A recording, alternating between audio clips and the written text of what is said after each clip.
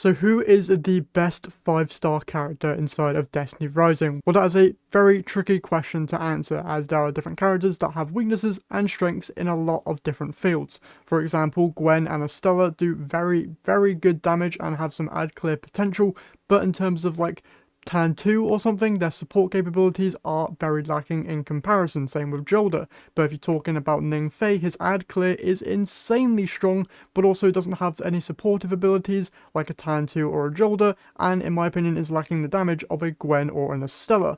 So today we're not going to go over who is the definitive best character, but I will be going over all of the 5-star characters in the game and telling you what they do, their strengths and their weaknesses, so that then you yourself can come to the conclusion on who you think the best character in the game is, at least at the 5-star ratings. I'm lucky enough to have gotten all of the 5-star characters without having to spend any money, so I'm very lucky there. Probably won't happen for most people, but this video will hopefully help you guys in deciding on which 5-star character you would like to go for in the near future.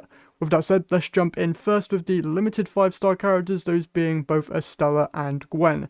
First up, Estella here is personally one of my favourite characters just because of how versatile she is. With her main relic ability, she's able to debuff targets, allowing her and her summons to do way more damage. She's able to summon like 3 different minions with her bewitched illusions, and then is able to summon her massive dragon with her violent reverie super, which ends up doing a whole load of damage, especially if you're marking them with misfortune. It's just a whole load of fun. Pairing that alongside her weapons of a pulse rifle and a machine gun just means that she's also able to deal with targets at longer ranges, which can be the downfall of many characters in this game. The current weapon loadout system is going to be a make or break for a lot of different characters in people's eyes, so having weapons they actually like on a certain character is going to be a very important factor. Luckily for me, I like pulses and machine guns, and there are some very good options. For exotic ones, Gallows is a very great machine gun that comes from the raid exclusively from the final boss, and I'd highly recommend getting this as a free-to-play player. But if you max out the battle pass or just pay for it, you can also get the Fury's free pulse rifle, which is another great option. Alongside this, if you get multiple of the same exotic, you can also get the exotic catalysts that boost the weapon further, so it's overall just great weapon options here. Another benefit that Estella has is that if you pair Gallows with the mythic pulse rifle of the Del 2 Sweet Ears, you're actually able to deal with every type of elemental affinity, with you being able to have solar damage type abilities, an arc pulse rifle, and a void machine gun, which just further increases the amount of versatility that Estella has. Moving on though, let's talk next Gwen, who is once again a very strong character, but in my opinion lacks the range or versatility that Estella has. That said though, if you get into her specific range, which is very close up and in people's faces, she is one of the strongest characters in the entire game. Her weapon loadout very much focused on close range with dual wield sidearms and a shotgun, and her relic abilities once again all focused on getting up in people's faces and doing insane amounts of damage and having some pretty decent survivability as well. With her main super, you're able to summon a massive scythe and do some very fun melee attacks. You also then have your blink, which is able to close the gap, allowing you to just get into those closer engagements a lot easier. And then you have your void dance, which is going to be shooting out a whole load of void projectiles when you pick them up at close range. The Gwen here is a very potent character and one that is going to be a whole lot of fun, especially with her weapons due to dual wield sidearms being exclusive to this game. We don't have anything like that inside Destiny 2, and using them here in Destiny Rising is a whole lot of fun. That said, her exotic options, mainly being the Concerto here, I've only been hearing great things about these sidearms, so if you're able to get these, 100% would recommend. But for any of my people jumping into the raid, you can also get the exotic shotgun here, which is just super good. It's basically the Izanagi's Burden sniper from Destiny 2, but in shotgun form, so it's just a very good damage option. But yeah, that's all I really have to say about Gwen. She is a very good unit. Only downside being is that she is very close range, so if you do not like having to stick to those close range engagements, she might not be the best character for you.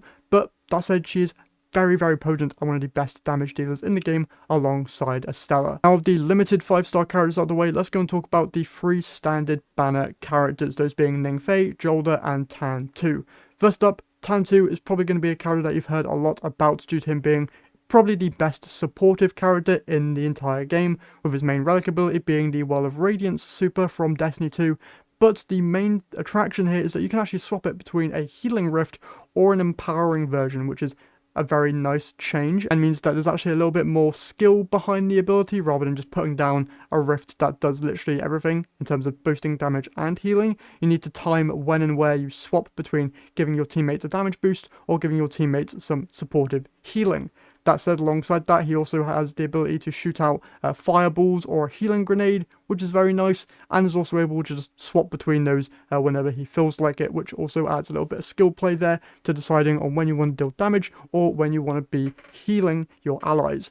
Now, one of the biggest downsides here with Tanu is going to be his weapon loadout, as he is limited to scouts and a sniper rifle, which isn't very great when it comes to dealing with ad clear, but it is very good for single target boss melting or just dealing with higher health bar targets. Now, for exotic weapons, I've been loving Polaris Lance, and it actually does help a little bit with his ad clear capabilities with the explosions that it is able to generate. That said, you also have Borealis here, which is also able to switch between every elemental type in the game, so he's also very versatile in that sense. That said though, one of the best damage options for him is probably going to be the Izanagi's Burden Sniper, due to just how much damage this thing is able to pump out.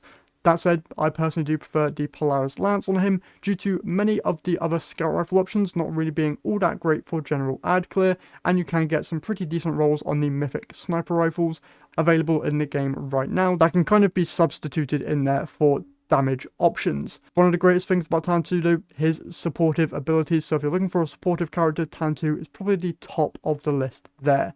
That said though, Jolder is also a very good supportive unit, with her main relic ability being the Titan Void Bubble that we've come to know and love from the Destiny franchise, but the main difference here is that you can actually shoot out of this bubble. You don't need to be jumping in and out between it, you can just stay in the bubble and constantly keep on shooting out of it. Alongside this, when you stand in your bubble, your SMGs will always be reloaded, so you don't need to reload while standing in your bubble, and it's just a very nice benefit there that I kind of wish we had in Destiny 2, but knowing Destiny 2, if we were able to shoot out of the bubble, it would be completely broken.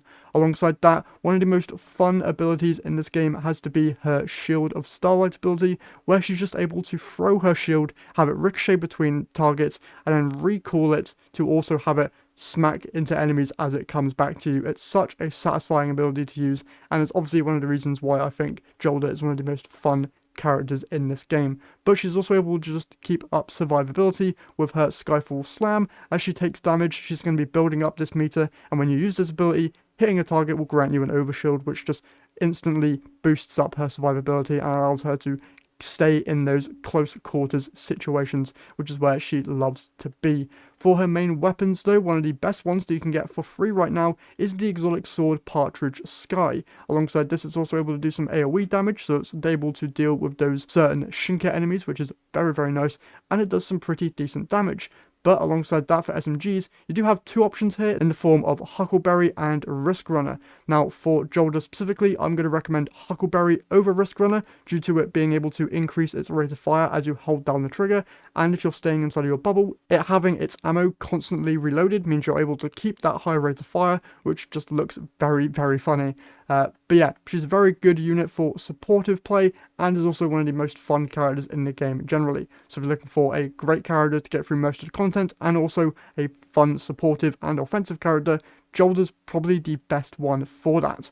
And then finally, let's talk Ningfay, who is honestly the best ad clear unit in this entire game, with his arc staff ability, which is able to do some cool melee attacks, but also his lightning strike, where he's just able to jump to different groups of enemies and do massive AoE damage, but then he's also able to just summon clones of himself that are also able to help him deal with enemies. Now, one of his main abilities is the chain lightning strikes that he's able to do, so whenever he uses an ability, he gains like these stacks that allow him to just chain lightning whenever he does weapon damage, which just drastically improves his ad clear capabilities.